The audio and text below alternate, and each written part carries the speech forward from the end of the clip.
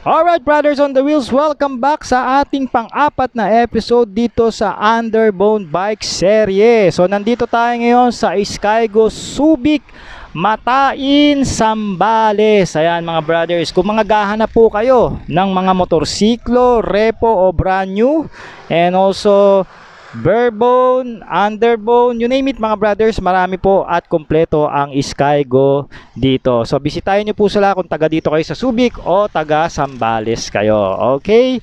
And also kaya tayo nandito para tignan at alamin kung ano yung offer sa atin ng Skygo pagdating sa underbone bike serye nila. Actually, meron silang tatlong underbone bike. Yan po yung Archer, Duke, and also yung Hero. Sad to say mga brothers, yung dalawang unit na sinabi ko, which is ito nga yung Duke at saka yung Archer, hindi na po available sa kanila, no? Nabili na po, out of stock. Ang meron na lang sila rito is yung Hero 125. Ayan, nasa harapan natin. And ito is inspired o talagang sabihin na natin na ginaya halos doon sa XRM ng Honda. Hoy! Pati po yung counterparts niyan pagdating sa makina. So, ibig sabihin, wala kang po problemahin. Hindi ka mamumblema sa pyesa. Lalong-lalo na pagdating sa mga local shop, madali mo siyang hanapan, mga brothers. So, bago natin tuluyan itong ikutan, mga brothers on the wheels, shoutouts muna natin at ipromote ko muna ang aking sponsor. Yan po ang Serpi Motorcycle sa Lazada. So, kung naghahanap po kayo ng motorcycle parts, motorcycle gear, check nyo po ang shop nila, kompleto po halos dyan. And also make sure na gumagamit kayo ng Lazada apps mga brothers kung gumagamit kayo ng cellphone para po maka-avail kayo at maka-order COD naman yan. Okay, like, banata mo na ng intro. Alright. Brothers on the wheels, bago tayo magpatuloy, baka naman pwede nyong i-like ang ating episode kahit wag na kayong mag-subscribe. Pero syempre, mag-subscribe na rin kayo at i-click ang all notification bell. Meron na rin tayong Facebook page, like and follow nyo na rin at mag-join na rin kayo sa ating Facebook group para fully updated kayo sa mga parating nating motorcycle episode. Cheers! So mga brothers, forma, di ba? So ito talaga marami na magsasabi, ito inspired o talagang ginaya talaga ng lipan sa China sa Honda XRM. Ayan. Hoy! So wala namang problema doon. Ganun naman kasi yun naman yung nakasanayan natin and kaya merong parang pinaka-imitation niya, no? So syempre, pag may imitation, ibig sabihin mas mababa po. And hindi naman nangangahulugan na madaling masira, ilang linggo lang, ilang buwan lang, no? Marami po ako nakitang user ng Hero 125 ipinapanik sa bundok, hanggang ngayon tumatakbo at buhay pa naman. No, so yung pinaka talagang design niya, wala akong masasabi, talagang may konti lang naman na bago, pero pagdating sa palikpik, ayan, obvious naman, talaga namang kinuha sa XRM. Pagdating sa tambucho, halos parehas lang din, binago lang naman yung kulay ng muffler guard. Ayan, pero at ito kasi, upon checking kanina mga brothers, meron siyang advantage, no? Meron siya na wala sa XRM at meron naman yung XRM na wala sa kanya, no? So ganun naman no. Dito sa kabilang side, yung shocks makikita natin na adjustable yan. Good thing, mamaya tignan natin, check natin yung quality. Yan. And also dito sa kambyuhan nyo, may kulay. Yan yung mga titignan natin mamaya. Tsaka yung makina, okay din naman yung pagkaka-setup. Yung fender, yung fairings quality, yan yung mga inspection natin ng malapitan. So ngayon, ikutan muna natin siya. Yung headlight cowling niya, maganda rin yung pagkakahulma dito ng Skygo o ng lipan, malapad, no? And also yung, iba rin yung headlight niya, iba rin yung shape ng headlight. Kahit maliit, iba rin yung shape ng headlight niya which is okay naman, bumagay Temo, layo tayo. Diba? Okay naman tignan. At saka yung turn signal lights niya, flexible, hindi kagaya sa XRM na nakapix pwede mo mai-aksidente. Then ganun din, ito yung pinaka handguard mo. Ito daw, sabi kanina ng may-ari na isa sa mga may-ari ng Hero 125, madali daw itong mabali o masangge. So ito dapat ingatan nyo to mga brothers on the wheels pagka bumili kayo ng unit. Yung upuan, tama rin yung haba, pero I think naka-slope dito So masasabi ko na pagka sinakyan natin ito mamaya, mas mababa ang seat height nito kumpara sa XRM. Okay. So tara mga brothers, ikutan na natin at inspeksyonin na natin ng close counter. Tama ba? Close encounter. Okay mga brothers on the wheel, syempre ang inuuna naman natin dito ay yung fairings quality. Diba? Check muna natin yung fairings. Yung front fender, masasabi ko, parehas lang din sa XRM ng Honda. Nabibend siya mga brothers. Ayan o.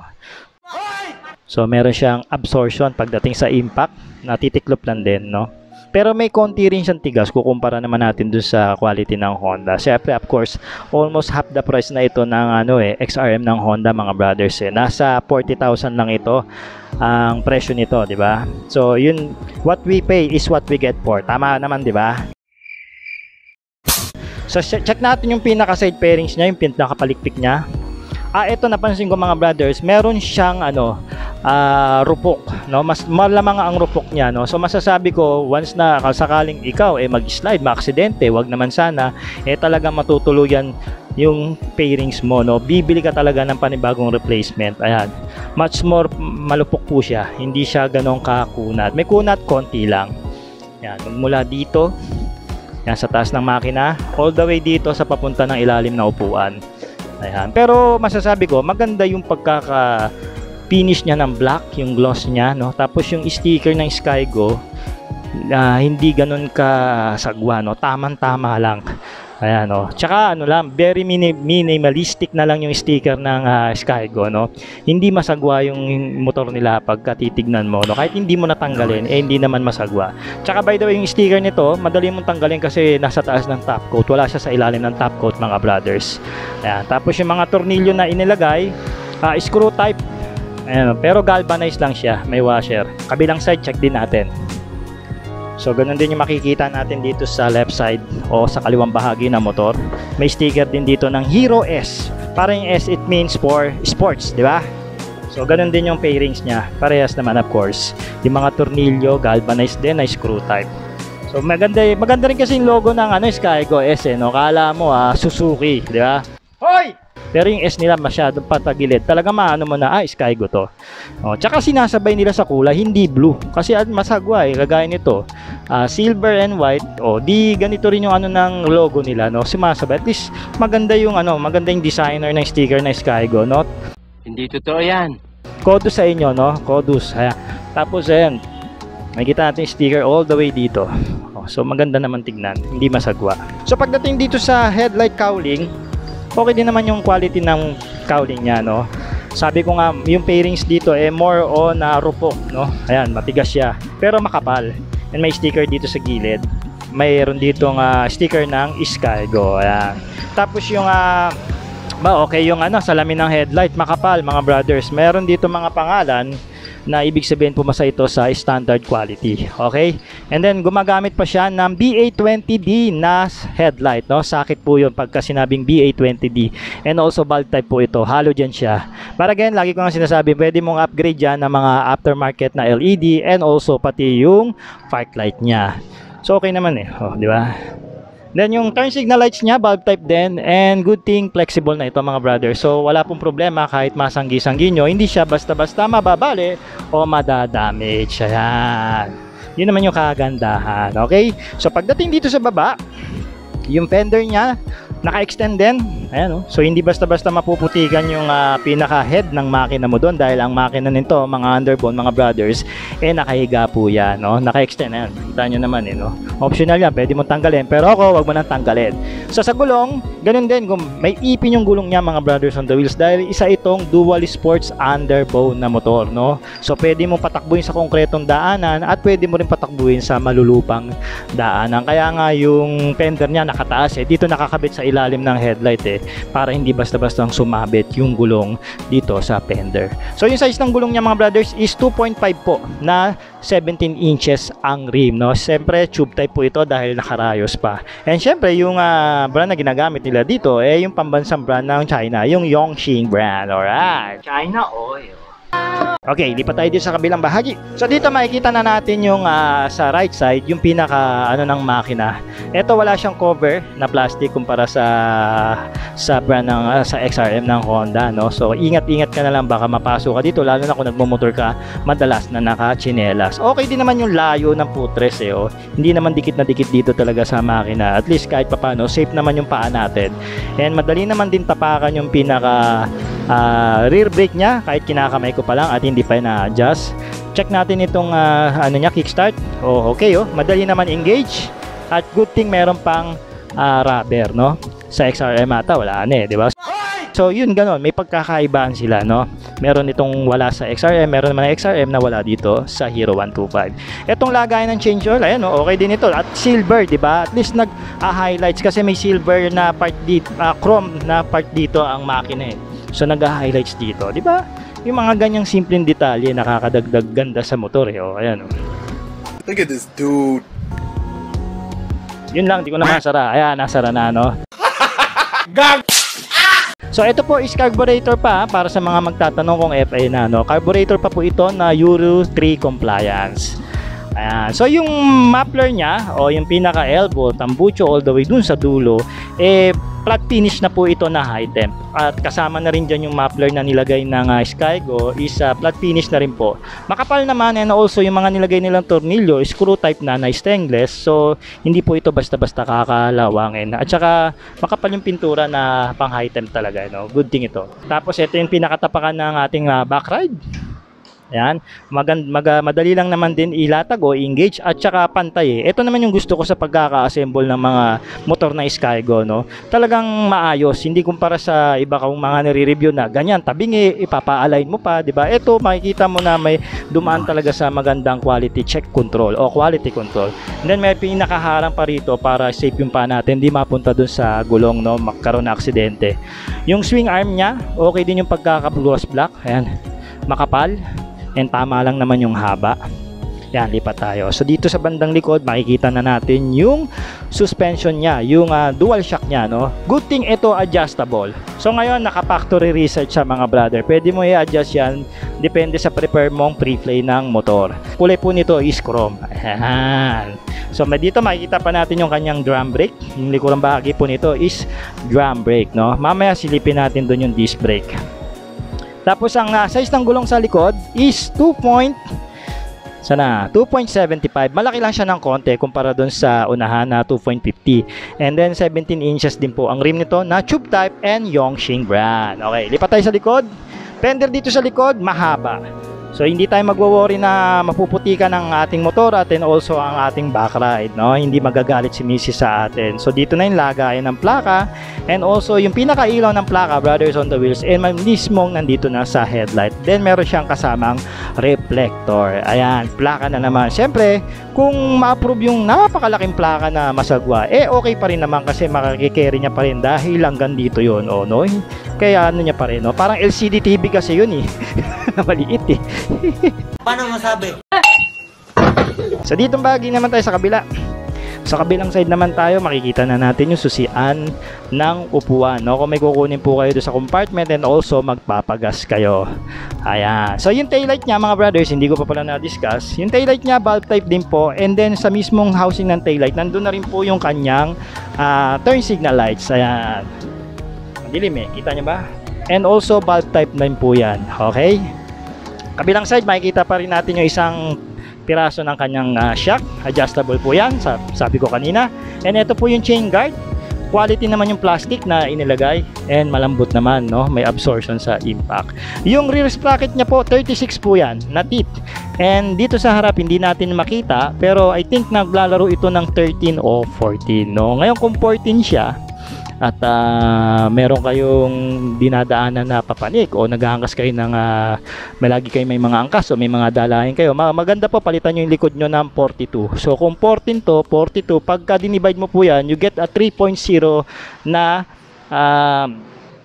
equation. Ibig sabihin po, meron kayong dulo, meron kayong hatak. Ayun, maganda po yun kasi mas maraming ipin, mas maganda sa makina, hindi sila hirap. Okay? Ayos na yun. Aba lang eh. Oh! Ito yung tapakan sa kabilang side. Okay din, engage. May harang din. So, hindi basta-basta maaksidente yung paa ng ating back ride. Okay? Ito yung kambyuan. Itong gusto ko dito, pininturahan nila, no? So, hindi basta-basta kakalawangin. Kasi sa ibang mga, mga kambyuan, lalo na sa mga branded, galvanized na lang eh, di ba? Pero ito, pininturahan pa ng Skygo. Good thing yan. Yung mga ganyang detalye, simple pero pagkatagalan, may mga natutulong sa'yo. Side stand, mamaya check natin kung okay yung side stand niya. Ito po yung center stand. Madali lang din naman yan i-engage at magaan lang naman tong motor na to. Ito yung kaliwang bahagi ng motor, no? Meron po itong 4-speed na semi-automatic. Of course, this is underbone bag. Okay, ito kita pa natin yung pinaka parang Euro 3 nya, oh. Nandito yan. Okay, lipat tayo dito. So ito yung front suspension mga brothers, no. Tama lang naman, standard at may kahabaan dahil this is a dual sports underbone bike, no. So para malalim yung pre-play and also mataas itong unahan niya kasi sa lubak mostly ganun ang kailangan eh. Oh, yan. And then yung disc brake. Yan. Of course, unbranded po ito pero at least meron siyang disc brake sa unahan kasi pangit ito kung naka-drum brake pa, di ba? Bola lang yan. So mga brothers, na-check na natin ang babang bahagi ng Hero 125. Ngayon naman, i-check natin na ang seat cover, ilalim ng upuan, seat height, at cockpit ng motorsiklo. Alright, so unahin na natin itong seat cover niya. Sa seat cover, masasabi ko rin na makapal. And also, maganda yung pagkaka-texture dito ng seat cover na inilagay ng Skygo. Ayan. Habang hinihimas-himas ko. Bigla niyang At nilalamas-lamas. pinailalim. Bastos eh, no? Bastos ka! Ayan, okay naman. And upon checking naman sa POM, malambot din naman. So mamaya upuan natin yan para malaman talaga natin kung meron siyang dulas. Ngayon, buksan muna natin yung pinaka upuan niya. Okay ah. Ito, ngayon ko lang nakita ito sa mga underbone. May takip. Diba? Saan ka pa? Maangas. Meron na siya ditong edge guard na rubber. Ayan, para mas safe na hindi basta-basta papasukin ng tubig, nagsisild po yan, no? And then may takip pa siya. Meron ditong pinaka parang dalawang butas, pwede ito yung pinaka bubuksan mo. Taran, di ba? So, ito ay alas parehas lang din sa compartment ng XRM 125 na naman kasi dun talaga ito inspired. Hoy! And then malalim din siya.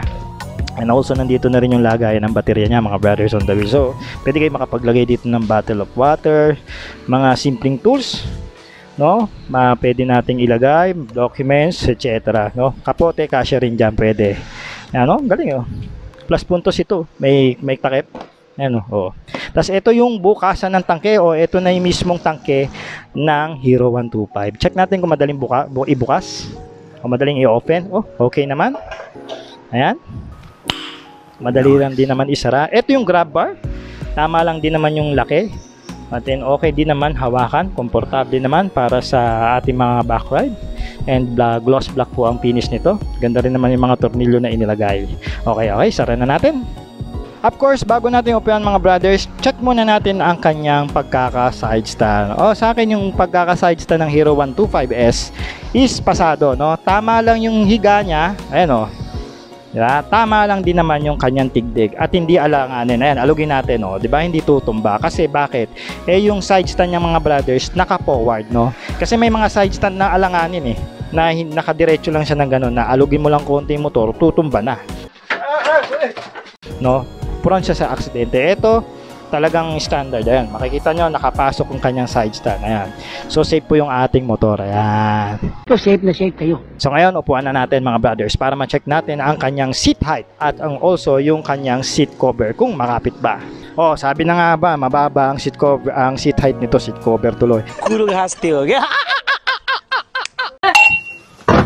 Sa seat height mga brothers, ayan, lapat ako, no? So again, I'm only 5'5 lang kasama yung boots. Makikita nyo po na lapat na ang aking dalawang paa. Ayan, napakaganda po ng seat height. Very friendly user. Ayan po, para sa ating mga Pilipino, no? Lalong-lalo na yung mga 5'5 pababa dyan, o mga 5 flat. No, hindi po kayo masyadong titingkaya dito sa motor na ito at madali nyo pong mamaneho at hindi kayo maiilang, no? Lalo na pag may angkas kayo, bababato lalo. So nandito na po ako sa unahang bahagi, no, ng motor, no. Pwede pa kung atras ako rito, titingkayad ako, konti lang naman. Pero ako, ito yung pinaka parang sweet spot ko dito sa motor. Ayan, nasa unahan ako. And also yung seat cover niya, makapit, hindi ako basta-basta nadudulas. So wala po ako ditong magiging ipit yag balls. Ayan. Tapos yung handlebars niya mga brothers on the wheels, ganun pa rin naman, no, malapad. So maganda yung handling nito. Pag malapad po, maganda yung handling, lalo na pagka dumadaan ka sa mga off-road na daanan, madali mo siyang i-manage. Ayan. And also may handlebar support pa dito. Of course, mababa ang kanyang upuan dahil syempre mas mataas yung manibela niya. O yan, o. So tamang-tama sa akin ito dahil maiksi lang naman ang aking reach, no. So ito po, ang seating position nito is upright, no. So wala kayong magiging problema kahit abutan kayo ng traffic o long ride, hindi kayo basta-basta mapapagod dahil maganda po ang seating position nitong Hero 125 na upright po kung tawagin. And of course, magaang yung motor Yan. So hindi ka talaga mapapagod kahit anong senaryo pa ng iyong pagmumotor. Okay? Okay. So dito na tayo mga brothers, i-check na natin yung kanyang cockpit. Okay? So dito sa kanan makikita natin yung pinaka handle grips niya, malambot. And also almost meron 1 inch na space pa para sa mga malalaki ang kamay dyan. And ginamit na N-bar dito is bakal. Ito yung lever niya sa preno sa harap. Okay din naman na piga-pigain. Disc brake po yan. Meron din siyang handguard dito. Sabi kanina ng owner, ingatan lang daw dahil madaling mabali. Ayan. So pero counterpart daw nito parang XR daw na Honda. Kung bibila nyo sa mga local shop. Okay, lagay ng disc brake fluid. So pagdating naman dito sa gitna, makikita na natin yung kanyang analog gauge panel, no? Ito po yung speed meter mo. Sagad yan hanggang 120. Ito yung trip meter sa taas. Kilometers per hour, of course, yan ang standard dito sa Asia. Left at saka right, magkahiwalay, good thing. And also sa baba, neutral and high beam. And then dito sa kanan, makikita natin yung pinaka fuel gauge panel mo. Ayan, analog din syempre. Tapos, ito, I think ito mga brothers, gear indicator ito. Not sure pero sa mga Hero 125 dyan na user, correct nyo ako kung, tulungan nyo ako o correct nyo ako kung gear indicator ito. Wala kasi tayong battery. So, ito yung ignition switch, kasama na rin po dito yung pinakalakan ng manibela niya. Ayan, ito yung susi.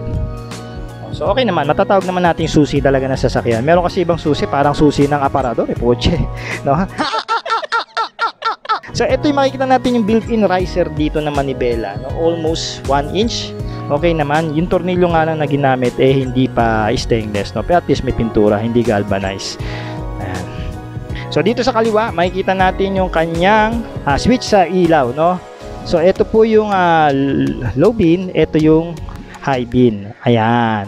Tapos ito yung off ng ilaw, park light, and also yung headlight. Flasher? Wala siyang flasher. Sad to say. Left, tsaka right. Busina, and also meron siyang choke. Ayan. Para kung mag-start ka, kung malamig ang iyong makina, hindi hirap mag-start ang iyong motor. Okay? Handle grips, ganun din. Mahaba. Ayan. Maganda yung pagkakano, malambot din. Komportable hawakan, and also yung N-bar dito, bakal din.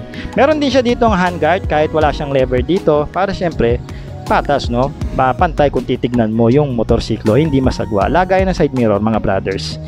Ayan, dito yan para hindi gumalaw. So yung turn ng kanyang handlebar is malaki din. Ayan, hindi ka mahihirapan magmanubra at saka mababa yung motor. Madali mong maiatras, madali mo rin maigapang-gapang, no? Madali ka manubra, okay?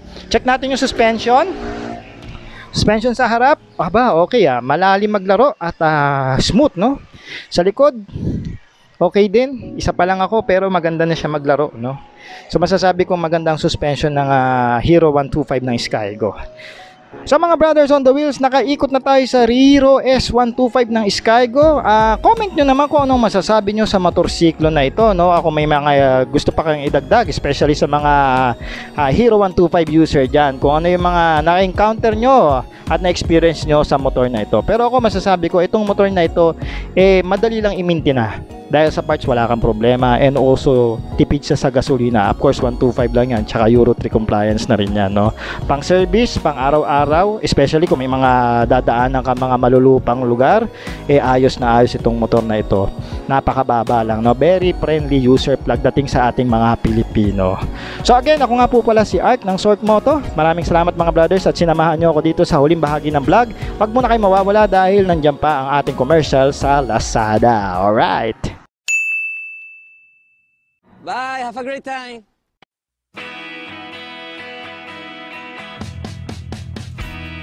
Oo nga pala mga brothers, kung naghahanap kayo dito sa internet ng mga motorcycle parts, accessories, and motorcycle gear, maaari nyong bisitahin ang mga motorcycle shop na pinupromote ko dyan sa Lazada. Make sure you have a Lazada apps and account para maka-order kayo at COD naman yan. Hanggang sa muli mga brothers, ako po si Art ng Short Moto. Maraming salamat po sa panonood at suporta. Ride safe and cheers!